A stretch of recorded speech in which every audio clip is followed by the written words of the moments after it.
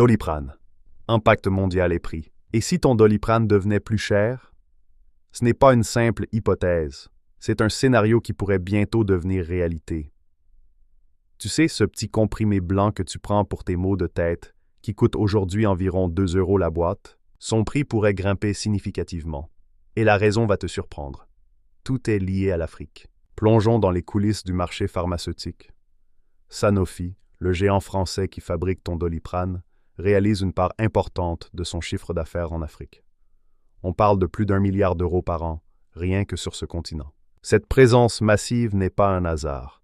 L'Afrique représente un marché en pleine croissance, avec une classe moyenne qui s'agrandit et des besoins en médicaments qui explosent. Le système est bien rodé. Sanofi vend ses médicaments à des prix plus élevés en Afrique qu'en France, où les prix sont strictement réglementés.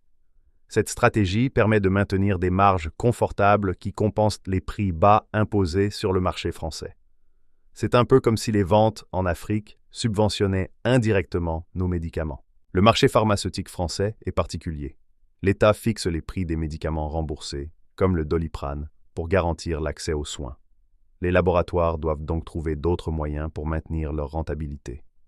L'export devient crucial. Il représente plus de 50% du chiffre d'affaires de l'industrie pharmaceutique française. Mais cet équilibre est fragile.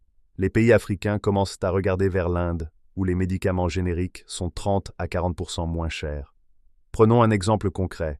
Si un comprimé de paracétamol Sanofi se vend 1 € en Afrique, son équivalent indien coûte 60 centimes. Multiplie ça par des millions de boîtes et tu comprends l'enjeu. Imaginons un instant ce scénario. L'Afrique réduit ses commandes à Sanofi de moitié au profit des médicaments indiens. Pour Sanofi, c'est une perte sèche de plusieurs centaines de millions d'euros. Pour maintenir ses marges et continuer à investir en recherche et développement, l'entreprise n'aurait que 2 options. Soit réduire ses coûts, ce qui pourrait affecter la qualité, soit augmenter ses prix là où c'est possible. En France, même avec la régulation des prix, une hausse pourrait être négociée avec les autorités. Un Doliprane à 3 € la boîte? C'est possible. Et ce n'est qu'un exemple parmi d'autres médicaments. Pour une famille moyenne qui achète régulièrement des médicaments, l'impact pourrait atteindre plusieurs dizaines d'euros par mois. Ta santé dépend aussi de l'Afrique, que tu le veuilles ou non. Ce n'est pas qu'une question de solidarité, c'est une réalité économique qui impacte directement ton portefeuille. Les marchés pharmaceutiques sont interconnectés. Et ce qui se passe à des milliers de kilomètres peut avoir des répercussions jusque dans ta pharmacie. Dans un monde aussi interconnecté, comprendre ces mécanismes économiques n'est plus une option, c'est une nécessité. Ces changements peuvent sembler lointains, mais ils affectent directement notre quotidien, notre santé et notre pouvoir d'achat.